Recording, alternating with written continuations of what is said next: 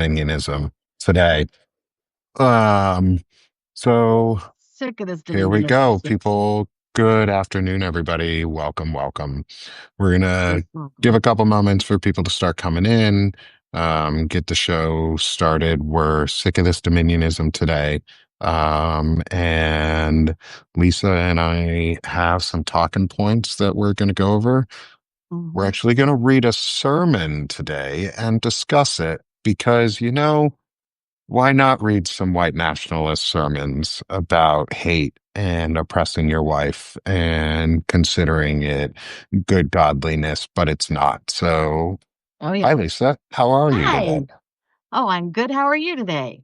You know, I'm good. I've had two really good discussions today. Hey, everyone in the chat. Dana, Miranda, I saw you come in too. Julie, it's good to see you. Um, Let me get mine pulled up on my computer because we're Yeah. not doing Restream this time. We're doing real Substack. Yeah. Okay. I've been reading too Um, much. My eyes keep going blurry on me. Yeah, I'm glad I have glasses because I was a software engineer, so I sat in front of Hmm. my computer all day.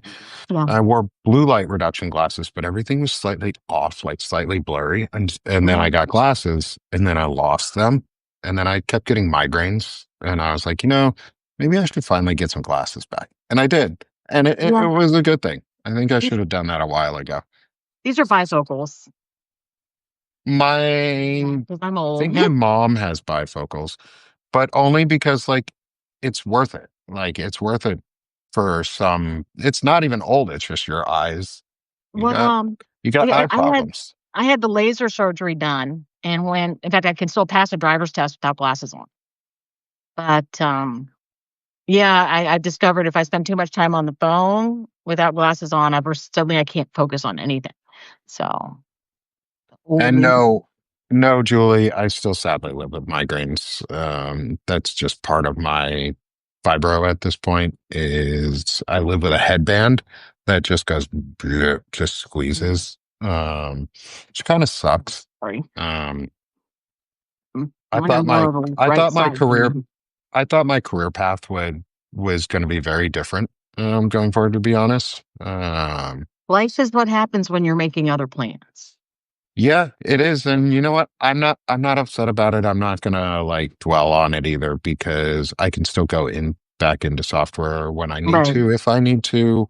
But right now I feel really good being here. The communities around this have Hmm. like sort of made life better in a lot of ways for me, even all this shit that's going on. I mean, I've gotten to write poetry. I feel better about myself. I've made friends. Like it's fun. Yeah. Even with all the shit going on, like we can find some joy. Um, Are we going to force them to listen to the actual scripture? no, I'm gonna read the sermon because Okay. I'd rather read it than listen to some bigoted asshole read it. Rather than listen to me read the just the First Peter reference. It's Um, interesting. It's I Peter want to. I'll 3. read snippets from it, Yeah. but I do. I maybe I'll read the text, like the just the intro first. I'll do like the quick introduction sentence, and then the text of the like from 1 Peter 3:1 Historically, FF. I don't know the number system, so please don't come at me if I get them wrong. I'm gonna drop the one. I'm going to drop the link though into the chat here. Where we're getting this from is a church called Christ Kirk Church. And Lisa, can you talk about them as to why we're Okay. talking from them Christ specifically? Kirk is the church that's planted, the church that Peter Hegseth has been going to.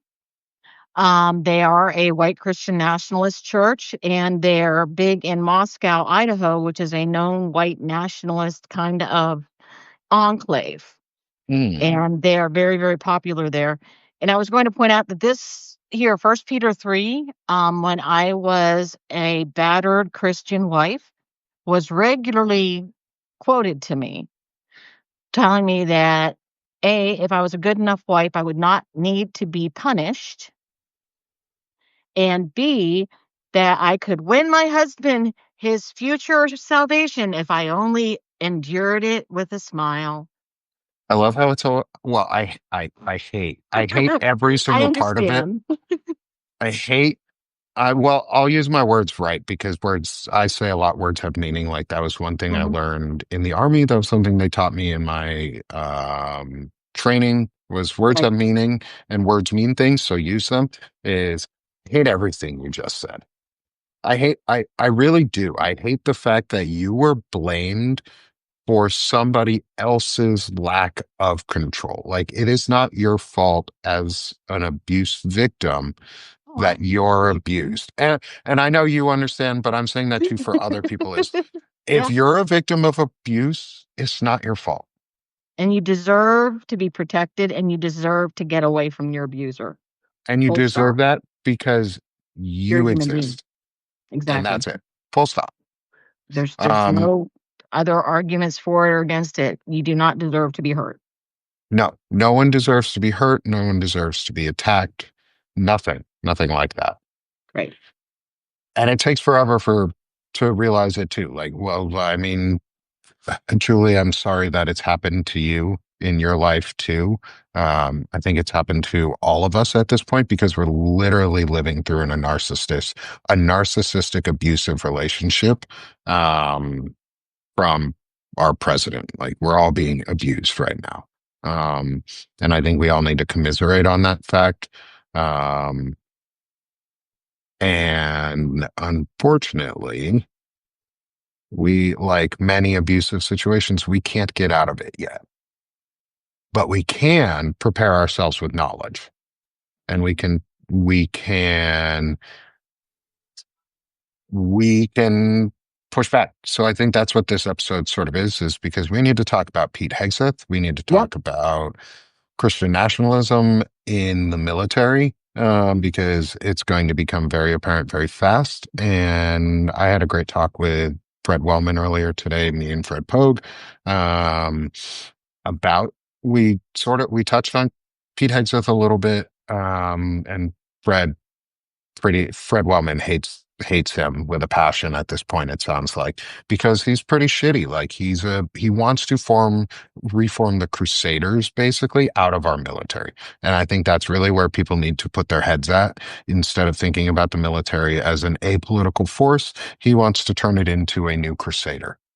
Like that's in my opinion, that's where Pete Hegseth wants to go. What that involves is getting all of the women out, all of the people of color out, anybody who's not Christian nationalists with them. I mean, they'll keep some people of color so that they can't be said, "Oh, we're being like they'll be the chosen, the tokens." Like that's what they're going to refer to them as. Is the token, the token few, basically. Um, and it's all Christian nationalism based. And so let's read a little bit of where Pete Hegseth gets some of his really, really hateful views from. Um, and so I'm going to read, I dropped it in the chat. It is the sermon from Christkirk Church entitled Your Marriage and the Cosmos. The Livingstone or Livingstone Reformed Church is the subtitles for it. So I'm just going to read the introduction, then I'm going to read the text of the from the Bible that they are using as the preface or the basis for this sermon. Um, and then there's going to be a few key parts that we'll read aloud from inside of it itself, because some of them are pretty nasty and they go into his views, a lot of the views on where women should be in Pete Hegseth's mind. And it's definitely not in positions of power or outside of a house. So let's get into it a little bit. So I'm going to read the introduction and the text from the Bible, which is so introduction. Far too many people have a compartmentalized view of the cosmos. We've sorted things out and we want them all to stay put. Butterflies over here, archangels over there, but we cannot seal off one area of life from another, no matter how imaginative secular man gets. He cannot create a world that other than what exists, a world in which Christ is Lord over all. The text. 1. Likewise, ye wives, be in subjugation to your or subjection to your husbands, that if any obey not the word, they also may, without the word, be won by the conversation of the wives. 2. While I, I'm going to stop. That this is a King James version. That's why it's Also, so weird. yeah, because I'm going to say I hate reading the Bible, the King James version specifically, because it sounds so fucking stupid. Like, it's nonsense. It just sounds like babble. Um, but Do you want me to get the New International version up? Got it. no, I'm gonna try and quote what this asshole Okay. was referencing, because we have to get the source the way they do it, because they reference the King James Bible. That's their version. Like that's what That's they because base everything off. they don't like the fact that the New International began using they in certain places instead of he, and Yeah. that was too inclusive. So they Mm, switched back to King James. okay. So I'm gonna try and keep reading this nonsense. Sorry for any Christians who actually love the Bible and care about it. The way it's written is gobbledygook. Uh so 2. While they behold your chaste conversation coupled with fear, whose adorned let it not be that outward adorning of plaiting the hair and of wearing of gold or of putting on of apparel, but let it be the hidden man of the heart, in which is not corruptible, even the adornment of a meek and quiet spirit, which is in the sight of God of great price. That's where they stop. Um, so this whole section and this whole text, um, in what they go into, I'll just start reading a little bit and then we'll stop and talk about it because it gets wild pretty fast. So, summary of the text. Having just pointed to the example of Christ's patient sufferings and exhorting servants to endure even cruel masters by imitating Christ, Peter exhorts wives to adopt a similar manner. A wife is to be submissive to her own husband. Even unbelieving husbands can be won over, not by his wife's nagging, but by her righteous manner. Peter further details that this righteousness looks like in practice sexual purity braided with reverence. A wife's primary adornment is the adornment of a meek and quiet spirit in God's economy, such as demeanor is like a set of rare pearls. Um, do you do you have any comment on the dehumanization of women from that passage and how it really focuses on women as an object?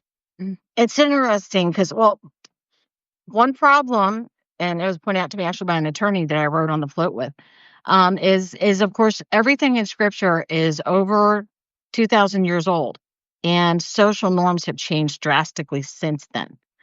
Yeah. Um, and women are no longer property, and women now can inherit things, and women can do all these. And though actually in the Old Testament, there is a passage where two girls inherit their father's estate because there were no boys.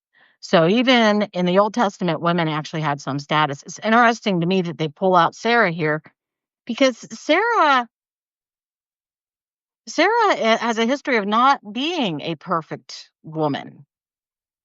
And so it's fascinating to me that they hold her up as the mother of all because she actually gave her handmaiden Hagar to Abraham because she was convinced she would never have a child. Then she got jealous of Hagar and had Hagar and I believe it was Ishmael sent out to the wilderness to die because she was jealous of them.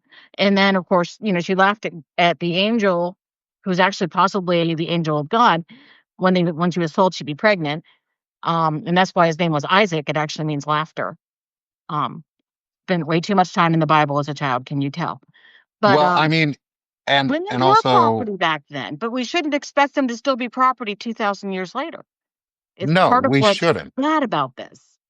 Yeah. That's the thing is none of all of this is really the evolution of society, like societal norms. Like they're trying to regress. It's all regressive.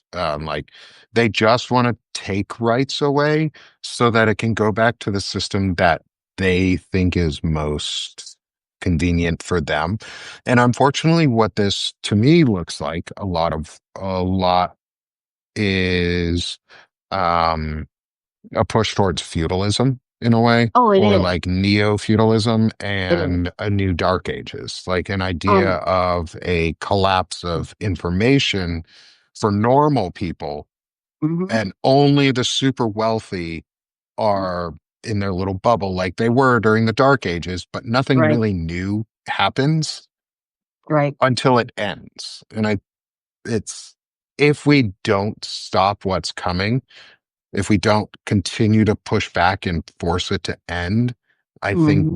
we go down that path of dark dark time. I don't Yeah. want that.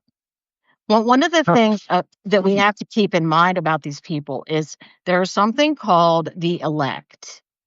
And what happens is there are scriptures in the New Testament that talk about how God foreknows and foreordains certain people. And so they believe that since they are the elect, they are above everybody else because God didn't choose those people to become Christians. So there is this expectation of these people uh, who are, totally in love with this, that they get to rule everybody else on earth because God picked them for that. oh, it's all Calvinism. Huh? It all comes back to Calvinism. So I'm gonna. This is from this was an MLA citation from the AP European History Review for key terms, the elect. We're gonna go school here. Like Okay. we learning today. So definition. This is cool. I'm learning too. This is really neat. The elect refers to a specific group of people chosen by God for salvation, a Mm-hmm. concept central to Calvinist theology that emerged during the Protestant Reformation. This Information. belief highlights the notion of predestination, where God has predetermined who will be saved and who will not, which has a departure from the Catholic emphasis on free will and good works. This idea played a crucial role in shaping the religious, social, and political dynamics of reformed communities during the transformative period. Mm-hmm. So it's the concept of five key facts to know for your test at the end of this episode. But 5 feet, I feel like I'm now a freaking history teacher. Um, but these are five good facts to know about the elect, and this is I'm so glad you brought this up. Um, is the concept of the elect was pivotal in Calvinist teachings, emphasizing that salvation is not based on individual merit, but solely on God's grace. Right. Two is John Calvin's interpretation of the elect was rooted in biblical scripture, particularly Romans 8:29 through 30, which outlines the idea of those predestined for salvation. The belief in the elect created a strong sense of community among Calvinists as they saw themselves as part of a chosen group within a divine purpose, or with a divine purpose. This is where Dominionism Mm-hmm. births from in a lot of ways, because their divine purpose is to create dominion over man so that we can have heaven, bring heaven upon earth, or heaven like on earth. Um, this concept led to a culture of moral rigor and discipline within reformed communities as members felt compelled to live in ways that reflected their status as the elect. And then finally, five, in many reformed societies, the idea of the elect influenced social and political structures, contributing to a sense of collective identity and responsibility among believers. Uh, it sounds a lot like Christian nationalism and what's going on right Mhm. now, where your contribution to society is influenced solely upon the views of a few people they believe to be chosen by God. Yeah. And a lot of folks nowadays, those who are most devout, and I'll use the word devout for this, those who are most devout to Trumpism are believe he is chosen by God and that he would be one of the elect and he is a vessel of God And of to course, do their bidding. they believe that because their NAR leadership told them so, not because there's Yes. anything that evidences him to be a possible man of God. He is the Yeah. antithesis. But So, because Papa structure, daddy mhm, structure in the very rigid hierarchy or patriarchy of NAR, the new apostolic, Reformation, right? right? New Reformation, Apostolic Reformation. apostolic, thank you. I'm trying to get I can't get that word. New apostolic reformation. So the NAR, yeah, it's central to their belief is uh the patriarchy. Literally, Right. that is their system of belief is Mhm, patriarchal rule, and you are subject to the man at the top. And that mhm, man at the top is an elect chosen by God to be there. And you right. don't get to question that. You don't question that. And when the church leadership says Donald Trump is chosen by God and the elect, that means he's chosen by God and the elect, and you don't get to question that. So too bad. Too bad. Too Mhm. sad. Too bad. Too sad. You wanted a bit If you wanted a different savior, not if you today. argue he isn't godlike enough, they point out Cyrus of Persia. Yeah, they tell you how you're wrong about being not godly enough yourself. Like it's your fault that you don't believe that Donald Trump is God because you're not good and you're not godly enough for that. It's your fault. Mhm. You're at fault. You silly person who's not abused enough. You need to believe that Donald Trump also is a vessel of God. Um, and this goes back into that the beginning of the sermon part. What we were talking about is the subjugation of women. And it all Mhm. stems from that. And that's why you see why we're seeing a huge purge of women from the DOD, Right. from any position of leadership except for Pam Bondi. But Pam Bondi's not in a position of leadership. She is subject to Donald Trump's whims Right. because she is his attorney general. Um, so we got a little bit off topic there. I'm sorry. I have some strong feelings about Hegseth. No, we didn't get off topic. I have some really strong feelings about Hegseth because he's doing Yeah. some really awful things to the military. Um, and his views on women are a central part of that. He's an accused rapist, isn't he? No, he's an accused abuser. Okay. Um, I don't believe he was accused of rape. I thought he was also accused of sexual assault someone. I think it was assault, but not it didn't get up to the level of rape, which I mean, we're not going to quibble about what the difference between sexual assault and rape is because I think they're fairly similar at this point. It's a power Uh-huh. game. Well, it Um, says here in 2017, woman reported police that Hegseth sexually assaulted her after a Republican event in Monterey, California. According to the police report, the woman, identified as Jane Doe, alleged he took her phone, blocked her from leaving the hotel room, assaulted her when she was incapacitated after drinking. yeah, She this all suspected she was even drugged, this all came out too during his hearing, and he still got and approved. he's still got approved by the Senate. And a few of the women in the Senate who voted for him are sexual assault survivors themselves. Like the fact that they have been brainwashed into this. Um, there's also, I think it's Joni Ernst I forget which state she's out of. Um, but she is, I believe, as far as I know, she's a veteran who said she Right. wouldn't vote for him because she wanted the position.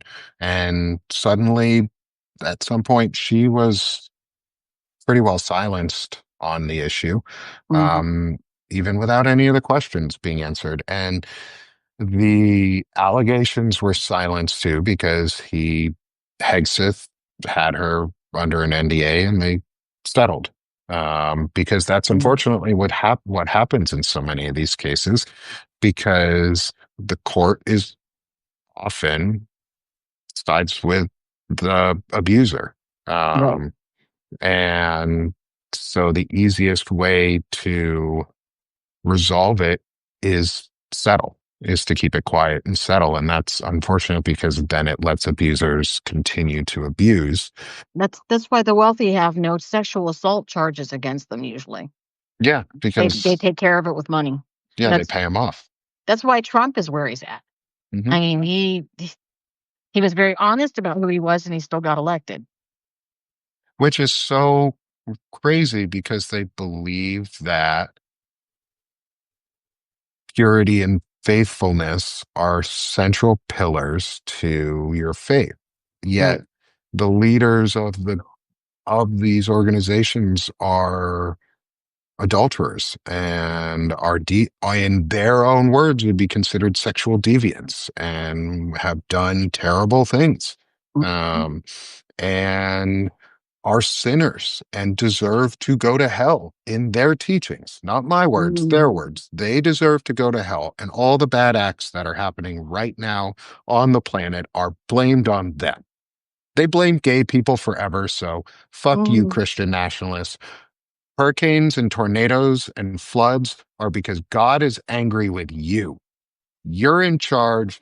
You have the power. It's your fucking Oh, it's all fault. the And gays' fault. I God, thought you'd know nope, that by now. nope, it's not the gays anymore. They have no power. The I gays have no personally caused power. global warming. Yep, we caused global warming. The gays, we did it. But you know what? God is mad at you, Christians, because you didn't stop us. We There got you away with go. it, fuckers. We did it. You guys lost.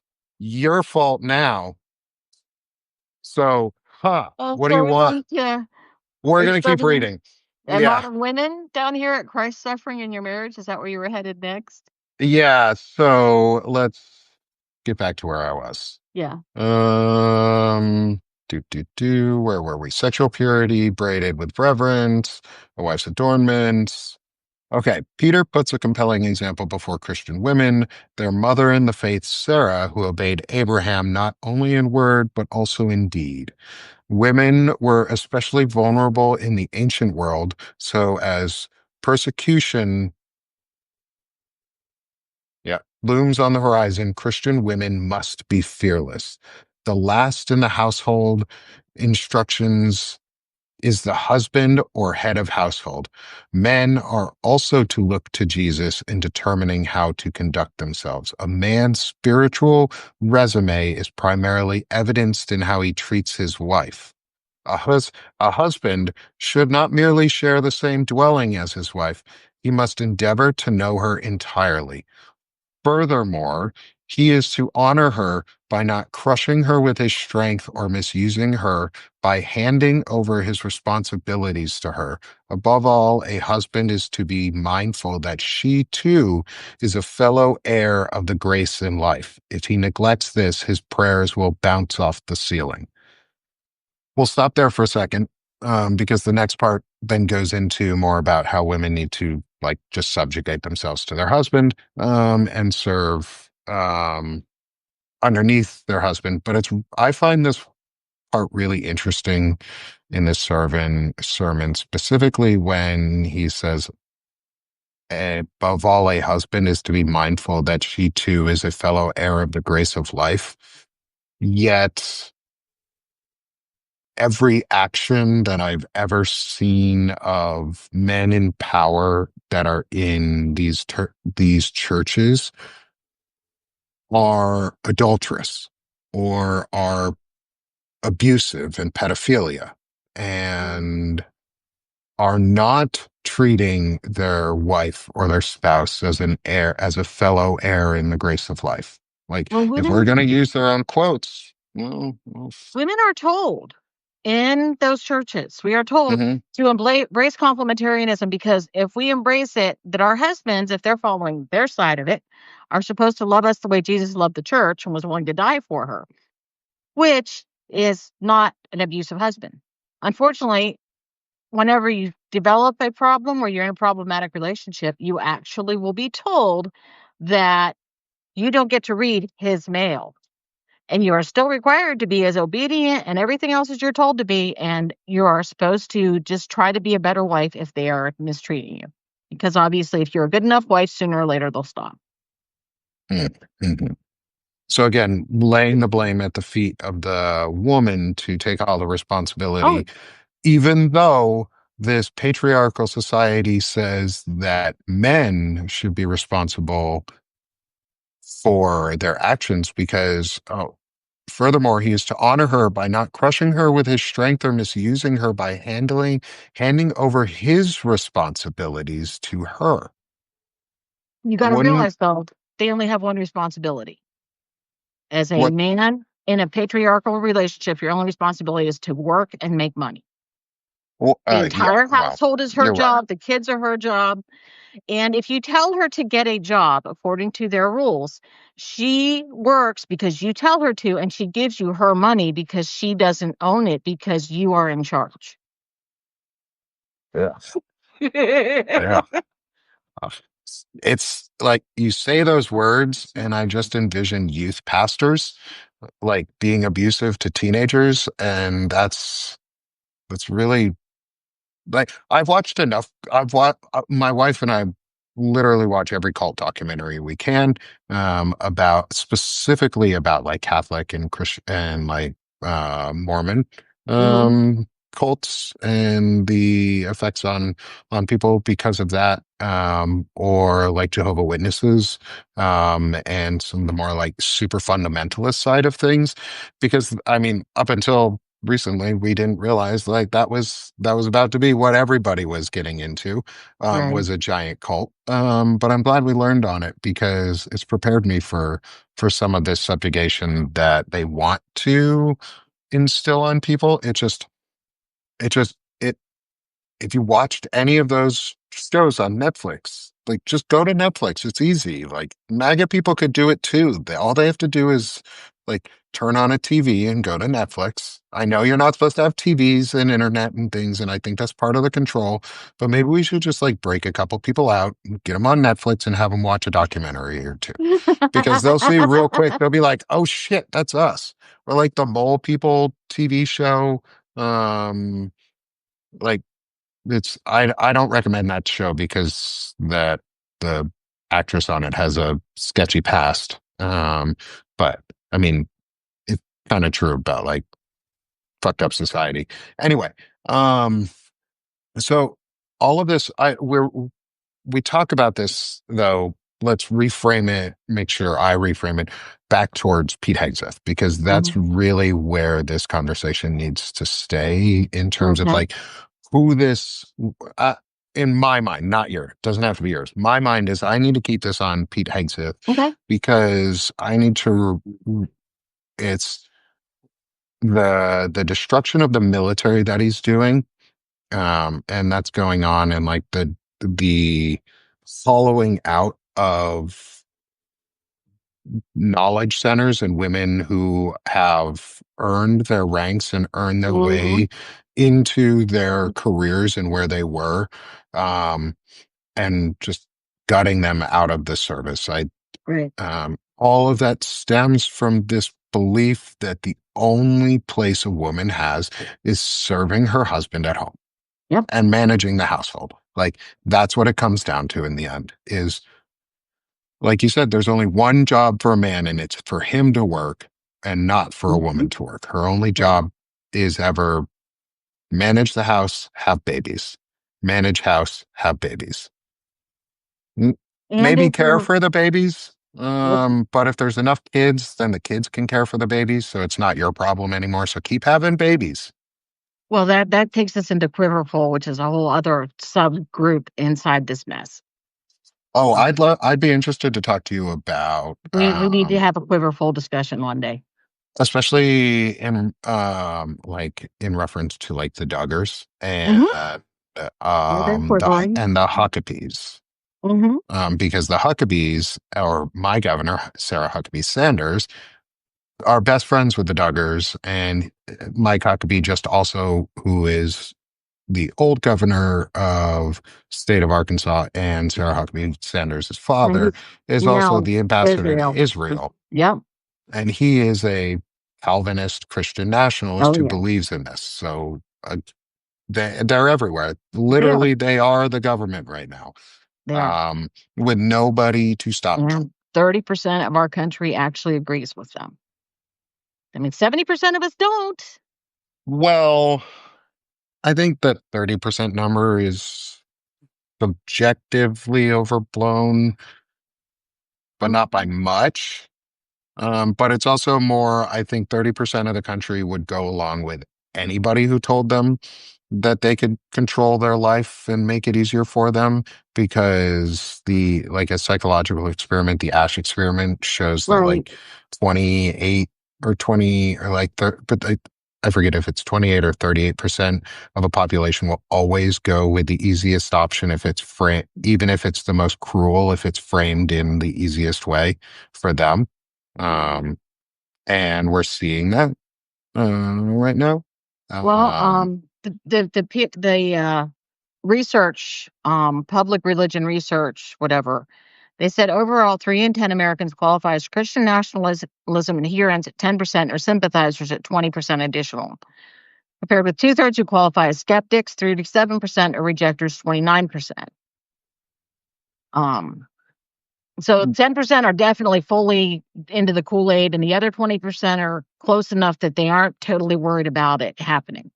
yeah, So, yeah, and it all comes back to, in the end, though, is they here in all of this is it's the deconstruction of the Constitution is what they're trying to do. Is the Constitution is in their way of creating a theocratic state. Um, Donald Trump is a tool for the Christian nationalists. Donald Trump himself may not be a Christian nationalist. He is right. definitely a racist, and he's definitely a bigot, and he's definitely an abuser and fraudster and all of the other things. But there is no direct evidence that he himself would be, He's say, just, he thinks he's he's just a using tool. them. Yeah, he's using them, and he's bought into the Kool-Aid that he is God's right Right, hand, and that if God says it, he pees it, or he shits it out his mouth, and we all have to listen to it. right. Um, and they've made it so that he believes it because they filled his head with this, and Trump believes everything that's told to him last, and he's dying. Mhm. And a demented dying man has a really hard time missing or understanding the truth and what is real from fiction. And so they just keep telling him he is the elect. Um, Mhm. yeah, he is a tool. In He many is a tool. in as many ways as you can imagine the He is use of that word. everybody's useful idiot. Yep, he is all of the tool. He is all tools. He's as toolish as tools can get. Yeah. Um, shall I continue on some of this Yes, sermon? please. Okay. So, next, the entire congregation should strive to treat one another with remarkable love and considerate courtesy instead of a retaliatory culture. They must live as those who are to inherit a blessing. To drive all this home, Peter recites a lengthy sketch of Psalm 34, which reminds us that since God has delivered us, we ought to conduct ourselves according to the new life which that deliverance ought brought about for us. Peter then reiterates his teaching from the previous chapter. Most of the time, doing good is not met with punishment, but if they do suffer for righteousness, they are to remember Christ's teaching that immense blessing rests on those who are persecuted for righteousness' sake. Therefore, they must not be fearful. This way of living is going to raise questions, so Christians should be prepared to point to the hope they have in Christ, even when condemned as evildoers. So they're even admitting in their own words, in their own sermons, that they're evildoers.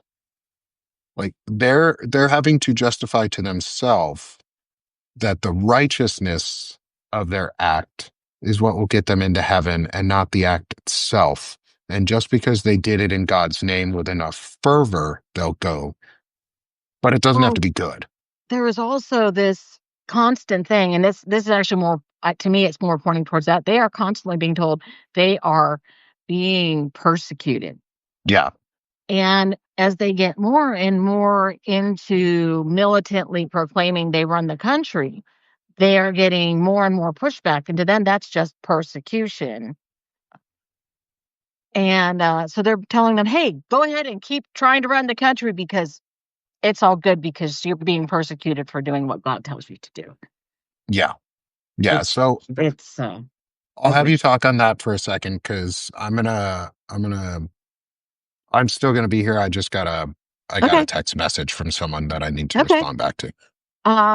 Well, it's interesting because this goes on into baptism, which if you haven't come from that kind of a tradition, in like Methodist churches, Anglican, Universal Unitarian, and Catholic, baptism is done at a very, very young age, and it's supposed to show dedicating your child to raising them in Christian principles. And in churches like this one and the one I grew up in, they have baby dedication, which has no water involved because they believe baptism is a specific choice based on belief.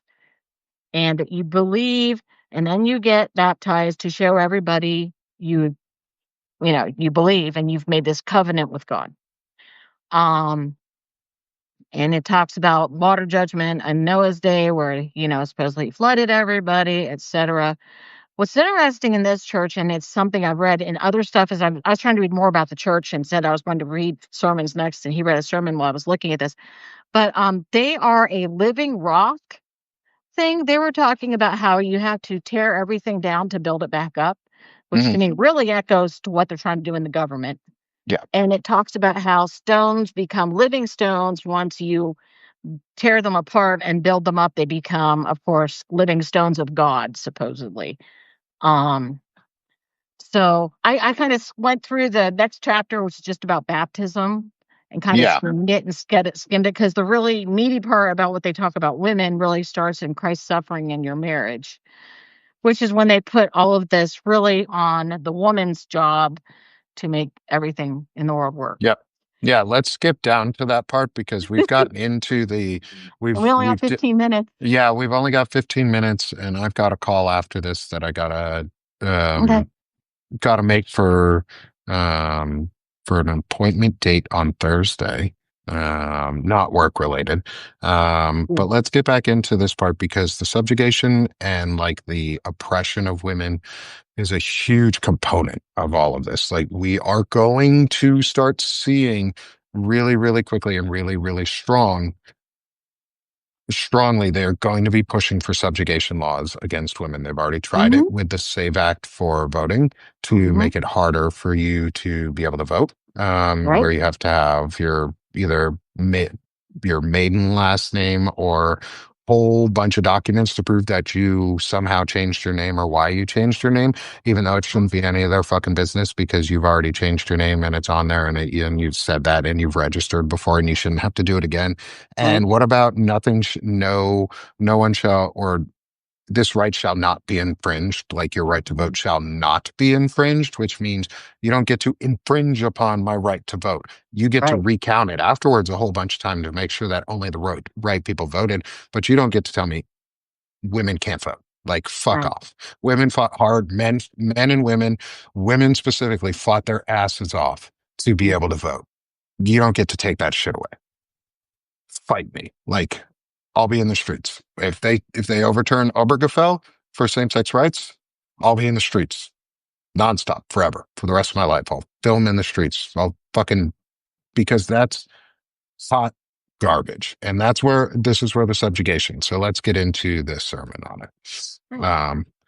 Christ's Suffering and Your Marriage, entitled Modern Women Are Encouraged to Be Loud, loud in their defiance of the patriarchy, loud in shouting their abortions, loud in their immodesty. They are encouraged to make their voice heard. All of this is undertaken in order to revolutionize the world.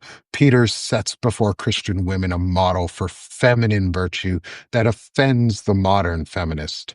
First, Christ suffered while entrusting himself to the justice of God. Second, Sarah, as the mother of faithful women, exemplifies the potency of a wife, quietly and respectfully following where her husband leads. She now has daughters spread across the entire world. A wife who is sexually faithful to her husband, diligently reveres him, meekly and quietly goes about doing good in her home without fear, is making the most potent statement that can be made. She is stating that her faith and hope are in Christ, who suffered cruelty but is now exalted as judge over all heavenly and earthly authorities. Let's stop there for a second. Yeah, I felt the bile coming up too, Julie.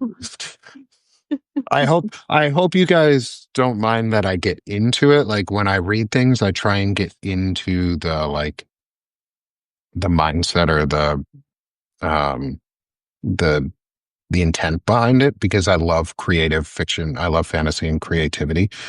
And so I come at this as though it's fantasy right now, even though I know it's true, but I'm reading it from a mindset of as though I would read a fantasy novel so that I don't have to like internalize the emotion of reading that. Um, Yeah, because it's gross. Like this, Julie's emojis were right. The vomit emoji is about the best that can be put there because it's really gross. Like those, that literally goes against everything I was taught when I grew up. And like I grew up in a Judeo-Christian household.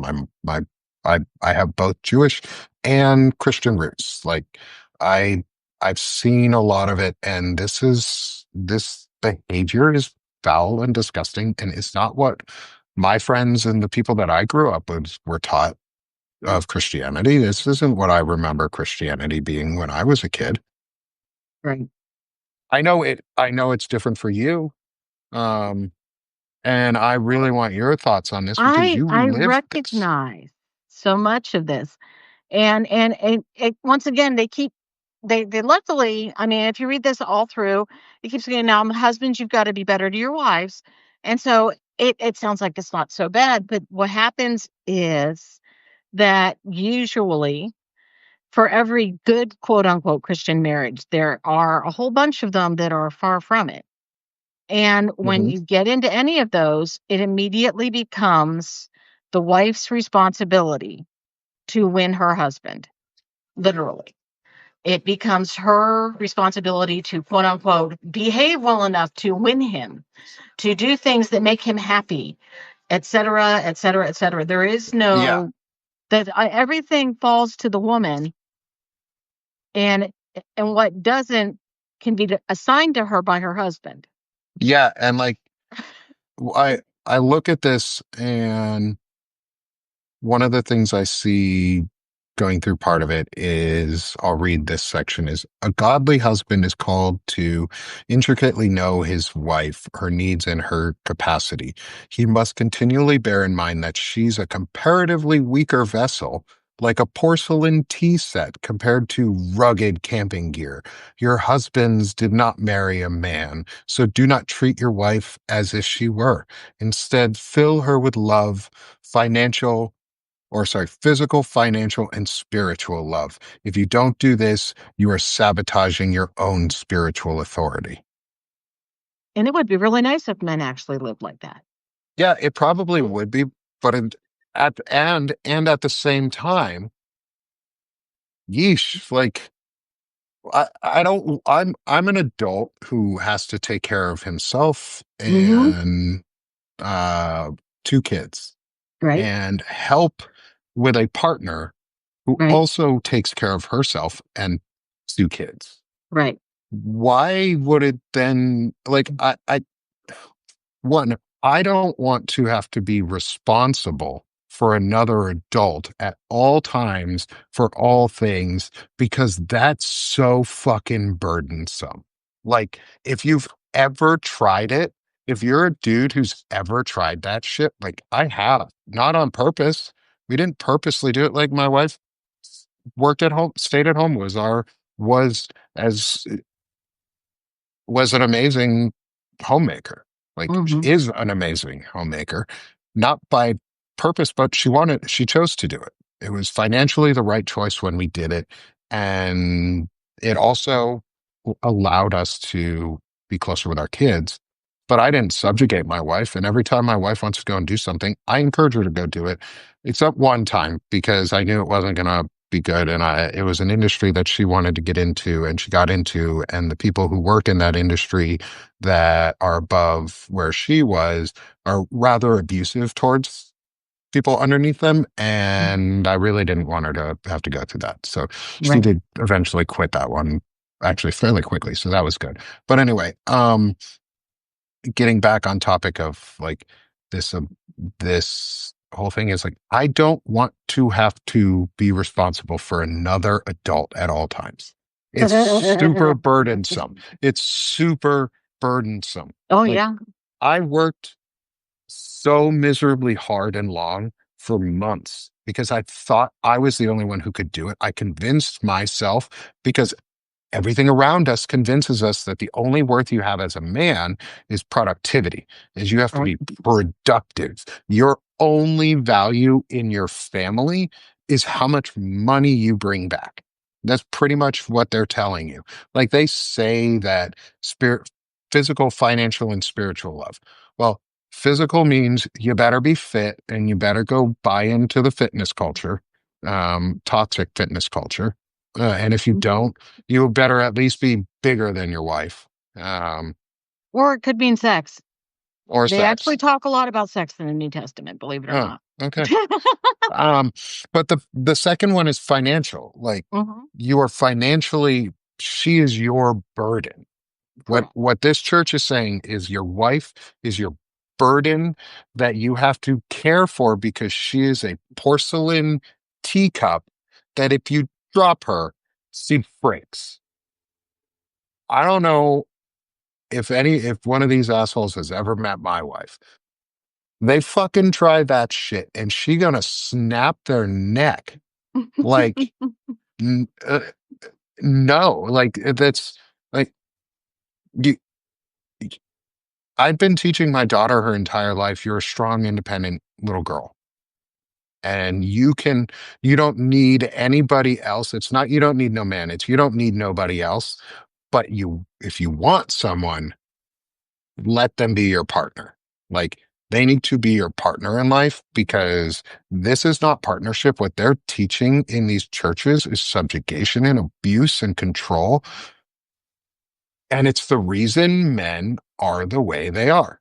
It's the reason so many men are as abusive and controlling as they are right now is because they bought into this toxicity that we have to be the only ones who produce and that we have to treat our wives or our girlfriends or our daughters like they're little tiny little teacups and we can't touch them and we have to put them on a shelf because our big old man hands will break them and Now, they have to be on the shelf and we have to laud them, but they serve us. oh, they serve you. One of the things I'm afraid of in the possibility of dating again is I am so wired to take care of everything. Do all the laundry, do all the cooking, do all the cleaning, pick up your dirty laundry wherever you leave it on the floor, make your errands, run your errands, make your list for you, remind you what you're forgetting. I look at the idea of dating somebody again and I get exhausted thinking about it because it is the only way I've ever functioned in a relationship because it's what I was raised to be. Yeah. And I do Yeah. not know how to function in a relationship where I'm not the constant 100% on all the time caregiver. It's almost like we need Substack to have these conversations so that we Yeah. can deconstruct these things and do therapy for ourselves without therapists because we're not licensed. I'm not a licensed No, that therapist. we can't Uh, afford a therapist anymore. yeah, like people can't afford therapy, but the least we could do is talk to each other about what's Right. going on and how we've been either abused into these relationships or taught better. Like I was taught really well as a kid growing up. I have really healthy examples of parents. My parents are a really healthy example of what a relationship look like. That's awesome. And I feel really lucky to have that. But I Oh, yeah. also, and I know that so many people don't have that example in their life. Really think we just need to start putting more of that out there, like talking about the good things that we do in our relationships. And instead of focusing so much on why people are bad or the bad things about ourselves or the bad things in life. And I know it's super corny sounding and kind of hard to get behind, but therapy often is a little bit corny, but it really works if you actually do Mhm. it. Maybe we should mm, as part of this, as a counter to these things, is we talk about the best qualities that we can and we know about our relationships, Mhm. um, and how to treat each other with respect and caring and kindness. And one example of that would be I was on the phone with my wife yesterday, Mhm. and this is a simple thing, you guys, men, you can do for your spouses, girlfriends, boyfriends, whatever. I was on the phone with her and she had two kids in the car. They were loud, they were tired. She was tired, she was overwhelmed, and we were trying to figure out dinner. And I was going to make the stupid mistake of saying, "Hey, can you stop at the grocery store on the way home?" I say it would have been a stupid mistake because I could have gotten in my truck and driven Mhm. from my house to the grocery store. Before I said it, she stopped me. She stopped me. She didn't she knew that I wasn't even gonna think about it, and I wasn't thinking about it on the sense of, "Oh, shit, it's gonna be really hard for her." I was thinking, "Oh, she's already on her way home. There's a grocery store right nearby. I know where she's at. May as well Right. stop." But it wasn't the right answer. So take a second, guys. If you're at home and say your girlfriend or or your wife and you have kids or you have your nieces and nephews or somebody with them and they're coming home from somewhere and you have another vehicle and it's dinner time and you don't have dinner set, simple thing to do is when you call, you go, "Hey, I know you're on the way home. What can I go get from the grocery store? What can I get for dinner? Or here's what I was thinking of dinner from, and I'm going to go get it from the grocery store. Do you think that's a good idea?" Ask with an idea already in mind, give an option or two at most. Don't Mhm. overwhelm your Don't partner. overwhelm. This goes both ways too. Like men enjoy being asked these questions too. Like my wife gives me flowers. My wife gives me flowers because she knows I like flowers and she knows it makes me happy when I get them. And I think more men need that. So if you just have a dude friend that you enjoy, send him a flower. Don't even tell him. Just send him a flower. It'll probably change his day in a way you've never changed that guy's day. He's never received a flower in his life. If you can imagine, 99% of men have never received flowers in their lives. Change their lives for the good, not because you want anything from them. Not just if they're a friend. Men too. If you have a male friend that you know that you're just a dude friend with, send him a flower, man. Send them a note that says, "Hey, bro, you're awesome. Take care of yourself." You know why? Because it counteracts this programming of hate and like self absorbed righteousness. And it Mhm. reminds them that other people care about them. And when you remind people that other people care about them, there's a little switch that goes off in our human mind that goes, "Ooh, I want to care about other people too sometimes." And they tend to reciprocate. Um, Mhm. but that's just my opinion on it.